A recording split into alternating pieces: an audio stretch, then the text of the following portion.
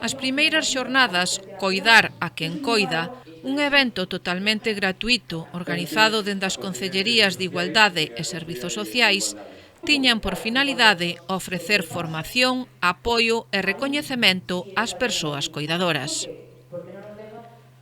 Na xornada participaban máis de 40 coidadoras profesionais de atención a persoas en situación de vulnerabilidade e persoas con obrigas familiares ao seu cargo en xeral. O programa da actividade comezaba cunha mesa redonda, na que baixo o título de O esgotamento do coidador síndrome de burnout participaban Galia Fernández García, traballadora social e coordinadora Atende Care Sociedade Limitada, Ana de la Torre Alvaredo, traballadora social dos Servizos Sociais de Comunitarios do Concello de Sober, Esther Mariño Casanova, psicóloga do CIM de Quiroga, Eva Rodríguez Macía, médico de familia no Centro de Saúde de Quiroga, e Milusca Apolinaria Barreton Mallon, coidadora profesional.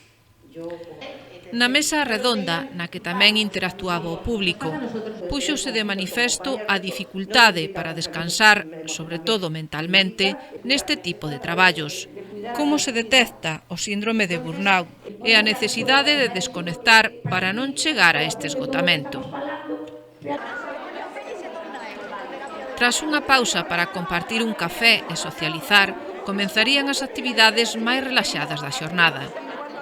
Dous obradoiros polos que pasarían todas as participantes divididas en dous grupos, un círculo de benestar impartido por Paula Santos e unha viaxe interior impartida por Teresa Taboada. Tras o xantar realizábase unha visita guiada ao Museo Etnográfico de Quiroga. Os participantes recordaron, mentras recorrían as distintas salas do museo, épocas pasadas, non tan lonxanas, pero si algunhas actividades xa esquecidas. Antía Vidal, Antía Costas e Marta do Viro, coa súa impro teatral Coidado coa risa, encargáronse do momento máis divertido da xornada e conseguiron que as risas soaran no salón de actos da Casa da Cultura.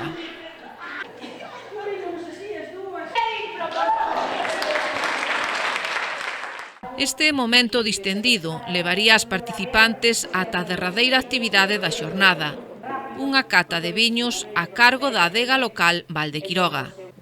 As participantes tiveron ocasión de catar e degustar un viño branco e outro tinto elaborados nesta adega. As primeiras xornadas Coidar a quen coida, que foron clausuradas polo equipo de goberno local, remataban cunha degustación de produtos da zona. Dende as Concellerías de Igualdade e Servizos Sociais do Concello de Quiroga afirman que foi un recoñecemento moi necesario ás persoas coidadoras que realizan un traballo imprescindible, á vez que se cumpriu o obxectivo desta primeira edición, que era poñer o foco na concienciación de coidar as coidadoras.